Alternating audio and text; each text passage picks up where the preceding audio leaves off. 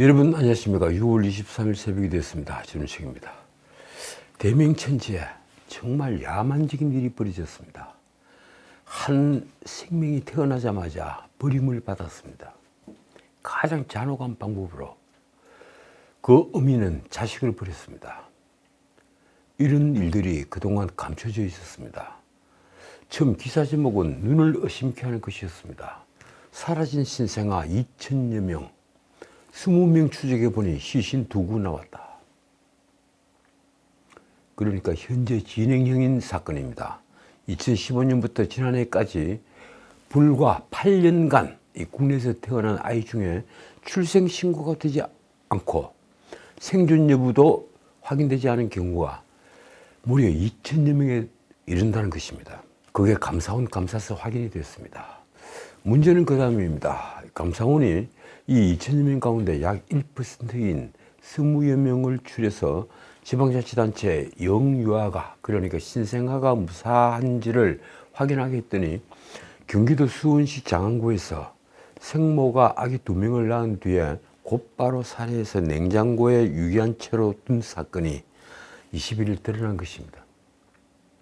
이 외에도 경찰은 경기 화성시와 그리고 인천, 경남 등에서도 지금 영유아 안전을 확인하기 위한 수사를 진행하고 있다고 합니다.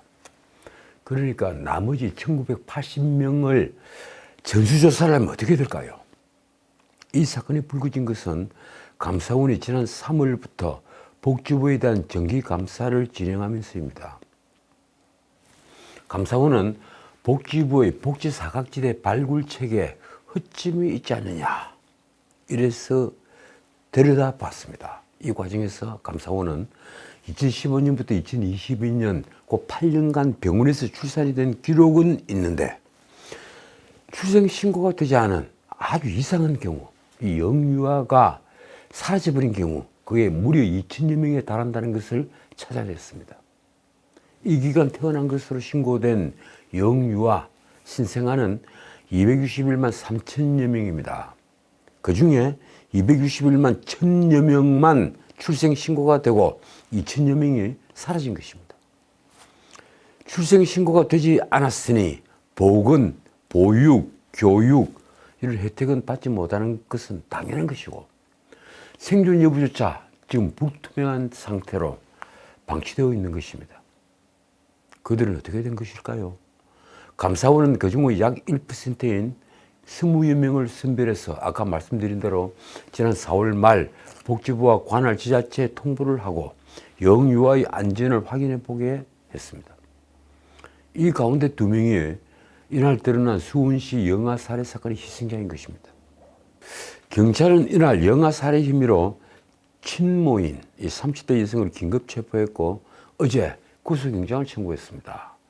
친모 A는 2018년 11월과 이듬해 11월 자신이 출산한 아기들을 출산한 지 하루 만에 살해한 혐의를 받고 있습니다.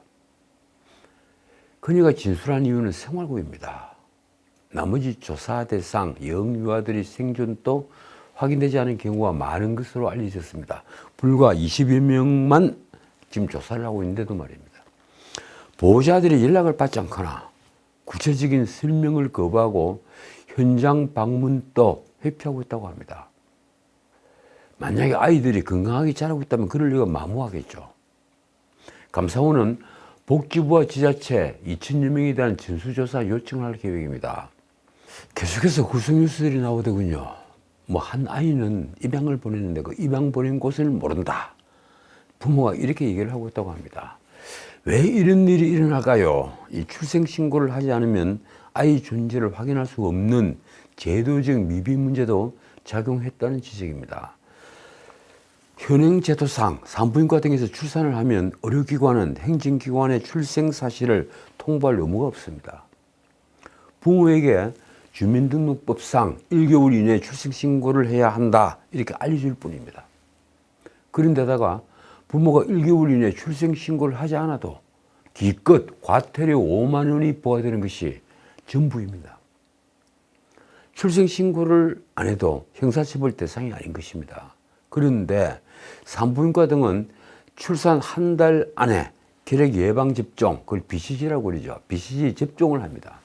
이 BCG는 의무 접종이라서 무료인데 병원은 이를 질병청에 신고를 해서 정부 지원금을 받습니다. 이때 질병청과 보건복지부는 영아 접종 자료를 확보하는데 출생 사실을 지자체 등에 통보하거나 출생 신고가 됐는지를 비교 확인하지는 않습니다. 이번 감사원 감사는 영아 접종 자료와 실제 출생 신고 기록을 비교해서 영아 실종 실태를 파악을 한 것입니다.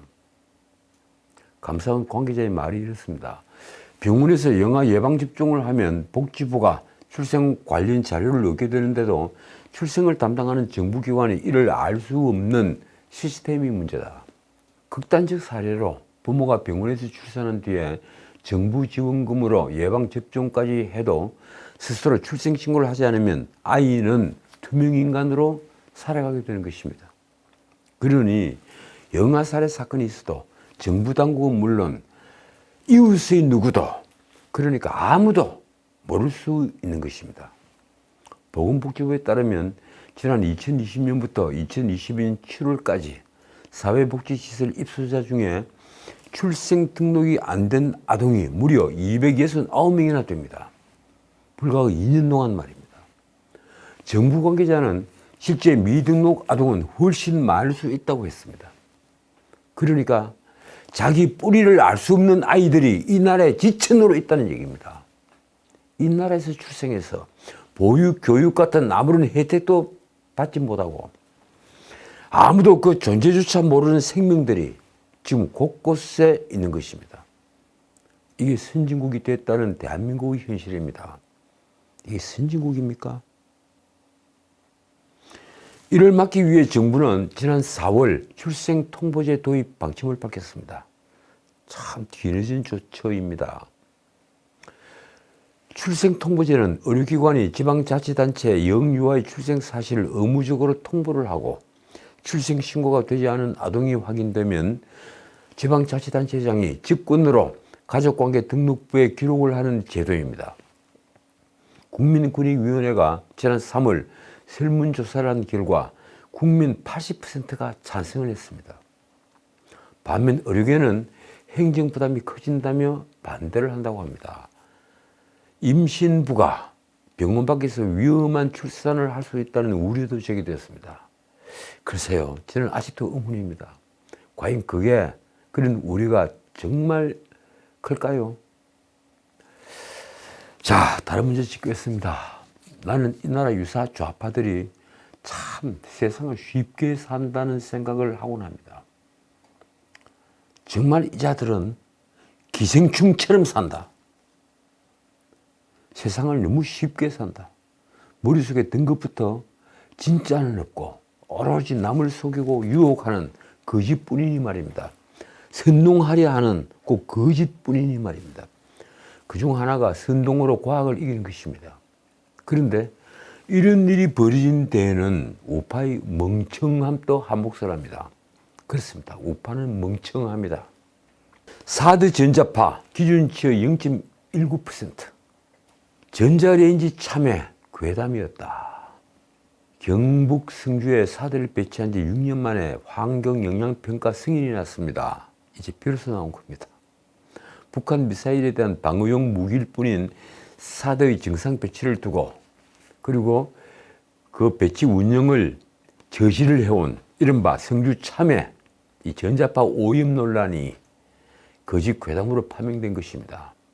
저는 지난 6년 동안 일부러라도 참외를 열심히 먹었습니다. 성주 참외를 말입니다.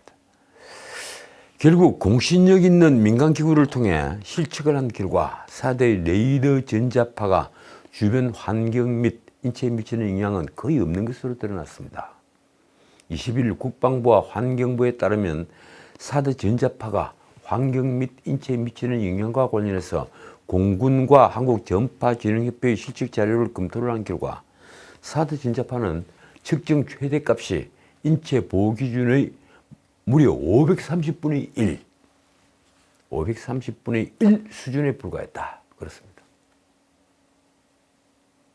그러니까 거의 무해한 것입니다. 이게 과학입니다. 제 생각으로는 이것도 정권이 바뀌었기 때문에 밝힐 수 있었던 겁니다. 문재인 정부가 계속됐다면 아직까지도 사드는 전자파를 엄청나게 유해한 전자파를 방출한다. 이런 속설이, 이런 미신이, 이런 선동이 좌우했을 겁니다. 국방부는 이 같은 내용이 담긴 성주 4대 기지 환경 영향평가서를 어제 승인했습니다. 성주 4대 기지는 북한의 육자 핵실험 등에 대응하기 위해서 한미 간 협의로 2017년 박근혜 정부 임기 말에 국내 징계가 됐죠. 그런데 전자파 괴담에 휘둘려서 아직까지도 정식 배치가 되지 못했습니다. 뒤이은 문재인 정부는 정식 배치 문제를 매듭짓지 않고 임시 배치만 한 채 계속 시간을 끌어왔습니다. 그러면서 중국에는 삼불 정책을 약속을 하고 굴종을 해왔죠. 윤석열 정부가 이번에 과학적 객관적 검증 결과를 내놓음에 따라 4대 기지는 국내 반입 7년여 만에 이제 정상 배치를 할 수 있게 된 것입니다.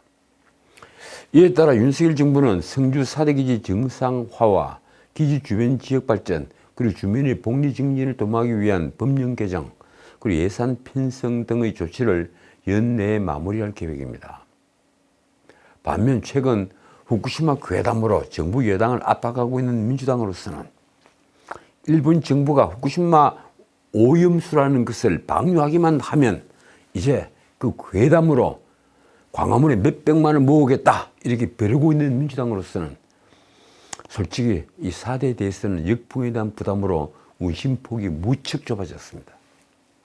김기현 국민의힘 대표는 20일 당 최고위원회의에서 터무니없는 악랄한 괴담을 노래까지 만들어 불렀던 인사들이 출세를 거듭해 아직도 민주당에서 버젓이 활동하고 있다며 이렇게 말했습니다.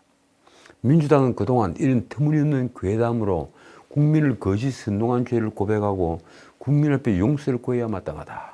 그렇습니다. 머리에 빨간 펄은 이런 털모자 비슷한 걸 뒤집어 쓰고 마이크를 잡고 몸을 흔들면서 노래를 부르던 그 자들은 지금 어디에 있는 것입니까?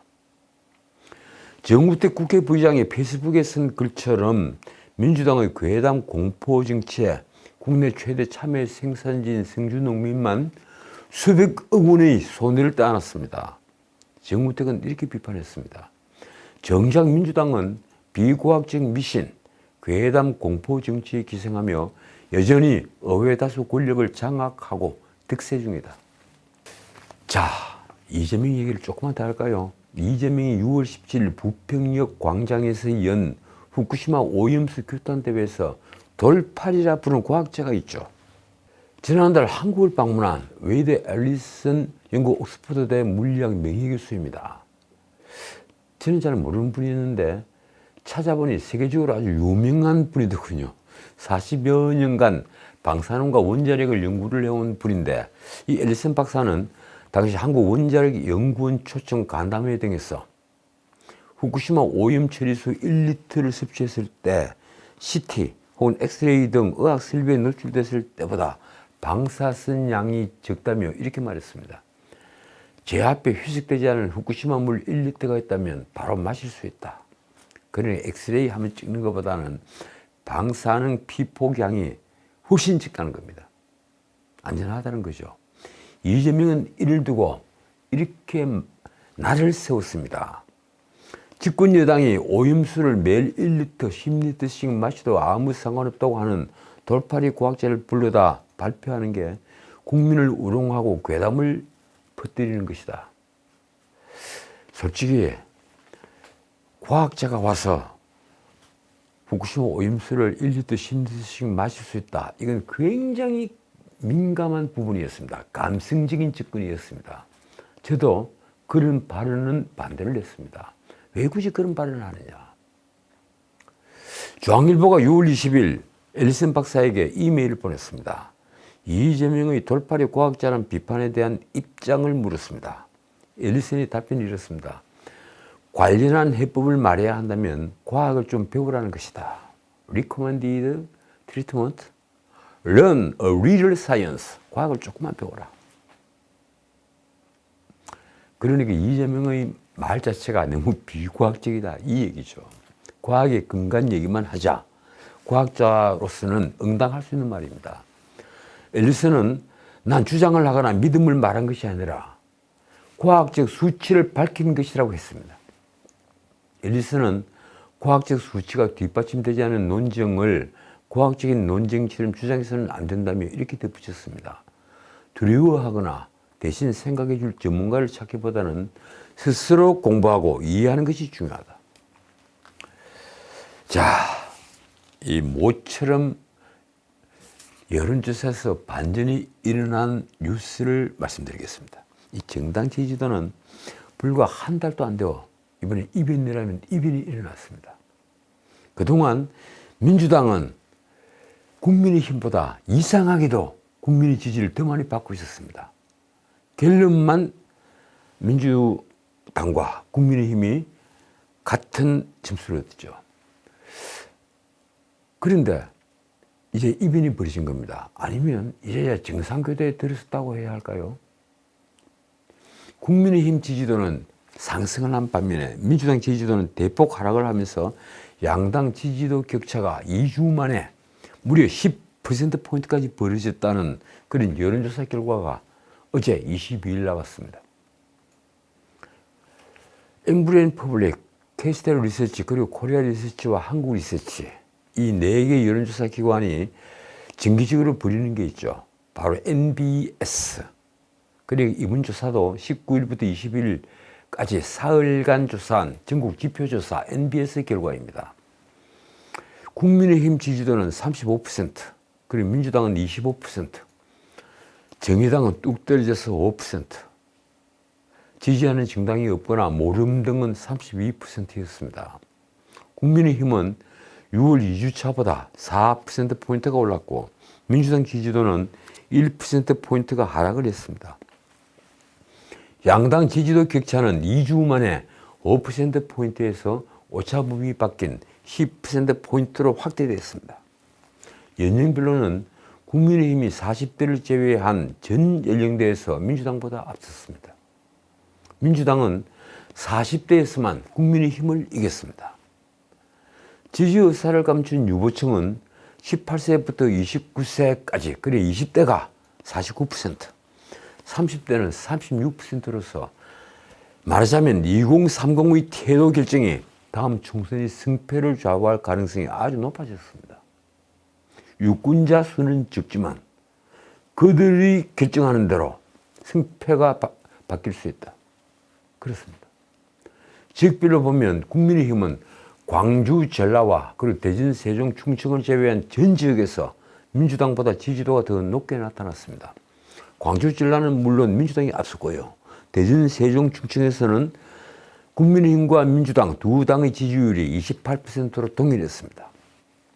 한편 윤석열 대통령의 직무수행에 대한 긍정평가는 36%, 부정평가는 이보다 18%포인트가 높은 54%입니다. 긍정평가는 1%포인트가 올랐고 부정평가는 1%포인트가 내렸습니다. 긍정평가 이유로는 결단력이 있음이 19%로 가장 높았고 부정평가 이유는 독단적이고 일방적이다 18%, 그리고 경험과 능력이 부족해 보인다 18%. 동일이었습니다.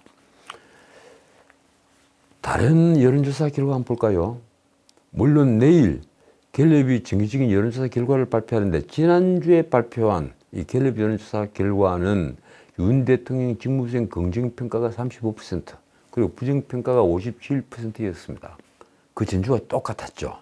긍정평가 이유로는 외교가 25%, 노조 대응이 10%, 그리고 부정평가도 역시 외교가 가장 높은 원인이었습니다. 정당 지지도 조사에서는 국민의힘과 더불어민주당이 34%로 동일이었습니다. 3일 전 19일 발표한 리얼미터는 윤석열 대통령 지지율이 38.7%로서 3주 만에 소폭 상승했습니다. 제가 앞방송에서 말씀드렸죠. 부정평가는 직전 조사보다 1%포인트가 하락을 한 58%.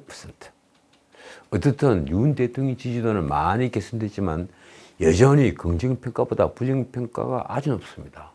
이는 민주당 이재명 대표가 기도한 대로 지금까지 계속되어 온 대선 연장선상인 때문으로 보입니다. 제가 보기엔 그렇습니다. 그러니까 대선 이후에 나라가 통합 방향으로 나아가지를 못한 것입니다. 왜 그렇겠습니까? 대선 후보가 야당 국회의원이 되고 그리고 야당 대표가 돼서 여전히 여야 후보인 것처럼 나를 세우고 있기 때문입니다. 나라가 여전히 둘로 나뉘어 있는 것입니다. 자, 그런데 그 한쪽 일방, 이 불체포 특권을 포기를 한 쇼를 벌였던 이재명, 민주당 이재명 대표는 어떻게 될까요? 김기현은 불체포 특권 포기를 국회의원들이 서명을 하자고 제안을 했습니다. 그래서 기자들이 이재명에게 물었죠. 서명을 할 거냐? 이렇게 묻자 끝내 이재명은 대답을 하지 않았습니다. 참 난처했겠습니다. 체포동의안 포기 선언이 헛소리였을 가능성이 아주 높아진 것입니다. 어떻든 이재명이 불체포 특권을 포기한다고 선언을 하자 법조계에서는 1년 넘게 이재명 수사를 끌어온 검찰을 압박하는 반증 카드라는 말이 나왔습니다. 수사를 너무 오래 끈 것은 사실이죠. 오래 끌었다기보다 끌 수밖에 그도 없었을 겁니다. 수사할 부분은 워낙 방대하고 그리고 이재명과 공범이거나 아니면 입증을 해야 될 관련자들은 전부 다 입을 다물고 그리고 이재명은 또 야당의 대표인이 말입니다. 그만큼 이재명의 말은 불체포 특권을 포기한다는 그 말은 모두 허를 찔렀습니다. 언론에 나온 친명계 의원의 말이 이렇습니다. 이는 비회기, 그러니까 앞으로 아마 7월 15일부터 8월 15일 정도까지일 겁니다. 그 한 달 정도 이 비회기에 검찰이 구속영장을 청구하면 실질심사에 나가겠다는 의미이다. 그는 민생현안도 산적에 있는데 8월 임시국회나 가을 정기국회를 기다려서 또 체포동의안을 제출한다는 것은 수사의 목적이 정치 탄압인 것을 자인하는 셈이 될 거라고 말했습니다. 검찰을 압박하는 거죠. 이재명도 국회인설에서 자신의 불체포 특권 포기가 체포동의안으로 민주당의 갈등과 균열을 노리는 검찰에게 그 빌미마저 주지 않겠다는 것이라고 설명했습니다. 그런데 과연 그게 뜻대로 될까요? 이미 이재명의 범죄는 언론의 추적으로 거의 대부분이 다 드러나 있습니다. 그걸 친명계 그리고 이재명 본인이 감추려 한다고 해서 감춰질 것이 아닙니다. 검찰이 입증만 늦을 뿐이지 끝내 모든 범죄는 도마 위에 오를 것입니다. 저는 그것을 확신합니다. 어떻든 이재명은 이처럼 공을 검찰에 넘겼지만 검찰은 정면 대응을 지금 자제하는 모습입니다. 20일 한동훈 법무부 장관이 말이 이렇습니다. 본인에 대해 새로운 범죄로 구속영장이 청구된다는 것을 스스로 가정하고 한 말씀이다. 제가 더 드릴 말씀이 없다. 검찰의 이런 무시 기조는 원칙론에 근거하고 있습니다. 검찰 관계자의 말이 이렇습니다. 검찰은 검찰이 시간표대로 수사를 진행한 후에 회기 여부를 따지지 않고 사법 처리를 할 방침이니 이 대표도 꼼수를 쓰지 말고 다른 국민들과 마찬가지로 형사사법 절차에 따라야 한다. 하여튼 앞으로 볼만할 겁니다. 적어도 제가 보기에 백인동 사건과 그리고 정자동 사건 또 상방울 대북 송금 사건 이 세 개의 사건은 검찰이 영장을 청구할 수밖에 없는 사건입니다. 어쨌든 검찰도 2차 구속영장 청구 시점에 대해 지금 고민을 할 수밖에 없을 것입니다. 얼마 전까지 정치권에선 검찰이 이재명 수사를 내년 총선이 임박한 시점까지 질질 끌고 가다가 막판에 구속영장을 청구하면서 체포동의안을 제출해서 방탄 프레임을 재현할 것이라는 전망이 있었습니다. 그래서 민주당을 폭삭망할 것이다. 이런 전망이 있었죠. 민주당에서는 이재명에 대한 2차 영장 청구는 정치적으로 접근할 가능성이 크다는 것이 지금까지 일반론이었습니다. 정치적으로 결정된다. 그 말이 무엇을 의미하는 걸까요? 어떻게 생각하십니까, 여러분들은? 그것은 최소한 윤석열 대통령의 결심을 요한다는 것을 의미합니다. 이재명에 대한 구속영장을 청구한다. 이재명의 운명을 결정하는 것은 윤석열 대통령이라는 뜻입니다. 그런데 이재명의 불체포특권 포기로서 이제 이런 정치적 판단 시나리오가 주는 부담은 더 커졌습니다. 대통령도 함부로 나설 수 없게 되겠죠. 한 공안검사 출신 변호사의 말이 이렇습니다. 이미 윤석열 정부 출범 이후에 야당 대표 관련 의혹을 1년 넘게 수사해왔다는 것 자체가 부담이다. 영장심사에 응하겠다고 나섰는데도 시간을 더 끌면 검찰과 여권의 역풍이 불 가능성이 적지 않다. 그렇습니다. 제가 보기에도 그렇습니다. 문제는 지금까지 벌여온 서울중앙지검과 수원지검의 이재명 수사가 그 진척도가 다 다르다는 것입니다. 우선 중앙지검이 진행 중인 백현동 게이트 수사는 검찰은 4단계 용도 상향에 관련한 이재명의 결재 서류를 이미 확보를 하고, 그리고 로비스트 김인섭을 지난달 2일 구속 기소를 하고, 또 개발업자죠. 민간업자 정바울 아시아 디벨로퍼 대표를 구속하는 등 속도를 내고 있지만, 지금 성남지청이 뒤늦게 착수한 정자동 호텔 개발 특혜 수사, 그 땅을 거의 무상이다시피 빌려주고 거기에 호텔을 짓도록 한 개발 특혜 수사, 이 수사는 지난 14일 성남시를 2차 압수수색하는 등 아직 수사 초기 단계로 알려져 있습니다. 수원지검의 800만 달러 플러스 알파 사건, 아마 1000만 달러가 되겠죠. 이 불법 대북 송금 수사는 김승태가 북한의 스마트팜 비용과 이재명이 원하고 있는 그 방북 비용, 그 비용을 대납하고 이재명 방북 시도로 이어진 제3자 뇌물 혐의의 밑그림, 그 밑그림을 이제 완성 단계에 들어가 있습니다. 그런데 그 범죄 구도에 키맨 역할을 할 수밖에 없는 이화영 전 경기도 평화부지사가 지금 입을 꾹 다물고 있습니다. 열지 않는 겁니다. 검찰은 이화영의 아들의 상방울 계열사에 취업한 특혜까지 꺼내서 압박을 하고 있는데 이화영은 끄떡도 않습니다. 한편 천화동인 1호 김만배가 이재명에게 주기로 약속했다는 것, 700억 중에 공통비용을 빼고 428억을 주기로 했다.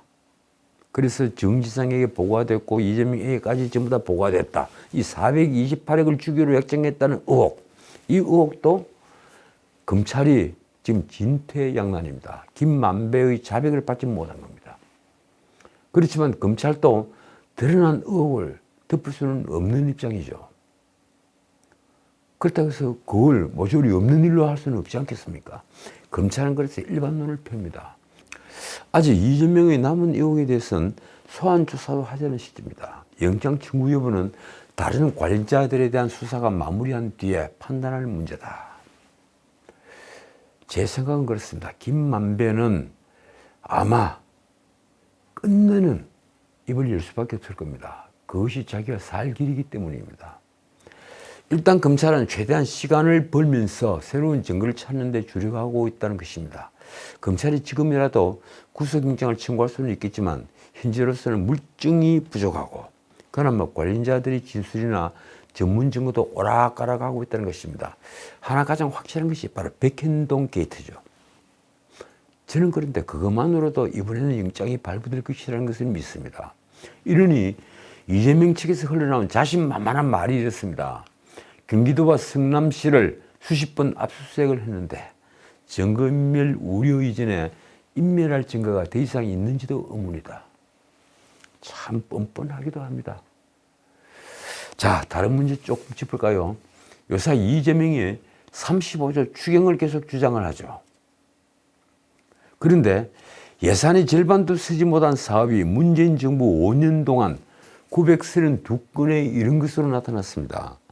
해당 사업들은 총 17조 3,178억 원 예산이 책정이 되어 있는 건데 이 중에 무려 10조 2,543억 원이 불용 예산이 됐습니다. 아직 쓰지 않고 잠겨 있는 겁니다. 불용액 규모는 무려 59.1%에 달합니다. 사업 집행률이 0%인 정부 사업도 209건이나 됐습니다. 이런 걸 왜 편성했을까요? 책정한 돈도 쓰지 못하고도 문재인 정부는 추가 경정 예산안을 10차례 151조 원 규모로 편성을 했던 것입니다. 당연히 역대 정부 중에 최다 규모입니다. 그런데 이재명과 민주당은 또다시 35조 추경을 주장하고 있습니다. 이미 4월까지 국세 누계 수입이 지난해보다 33조 9천억이나 줄어든 134조 원에 그치면서 세수 펑크가 엄청나게 난 것을 알게나 하는 걸까요? 추경호는 세수 펑크에 대응을 해서 불용 예산을 활용하고 세계 잉여금 및 그리고 기금 여유 재원 등을 끌어쓸 계획인데 야당은 이미 에너지 양극화 등 온갖 명분을 대며 추경부터 편성하자고 지금 맞서고 있습니다. 자, 어떻게 해야 합니까? 국민의힘 박대출 의원이 윤석열 정부가 지출구조 조정 등에 나서는 판에 야당은 선심성 추경을 전면에 또 내세우고 있다며 한 말이 이렇습니다. 집행부진사업의 편성액이 과도하지는 않았는지 적재적소에 재원이 사용되고 있는지 등을 면밀히 살펴서 예산 집행의 효율성을 높이는 것이 우선이다. 자, 오늘 여기까지입니다. 이 중앙선거관리위원회 직원 자녀 친인척 채용 전수조사에서 총 26건의 특혜 채용 의혹이 파악되었습니다. 대폭 늘어난 겁니다. 거의 2배가 됐죠. 허철은 선관위 사무차장은 국회 행안위에서 국민의힘 전 복민이 전수조사 결과를 질의하자 20건이 되는 것으로 알고 있다고 대답을 했습니다. 앞서 드러난 5급 이상 고위직 자녀 채용 전수조사에서 11건이 확인이 됐죠. 추가로 6급 이하 직원들 대상으로 조사를 하니 10여 건이 또 확인이 된 겁니다. 이런 걸 두고 부르는 용어가 있죠. 복마전. 복마전이라는 단어는 완전히 수호지입니다. 복마전은 마귀가 숨어있는 전각이라는 뜻입니다. 나쁜 일이나 업무가 끊임없이 행해지고 있는 바로 악의 근거지라는 의미입니다. 선인은 아무도 없고 악인들만 우글거리는 악의 속을 그걸 복마전이라고 부릅니다. 오 통제라! 민주주의의 꽃이라는 선거의 공정성을 확보하는 그런 핵심 기관인 선관위가 이제 복마전이 됐습니다. 이 나라의 민주주의는 정녕 쓰레기통 속에 피는 장미꽃이었습니까? 지금까지 전은식이었습니다.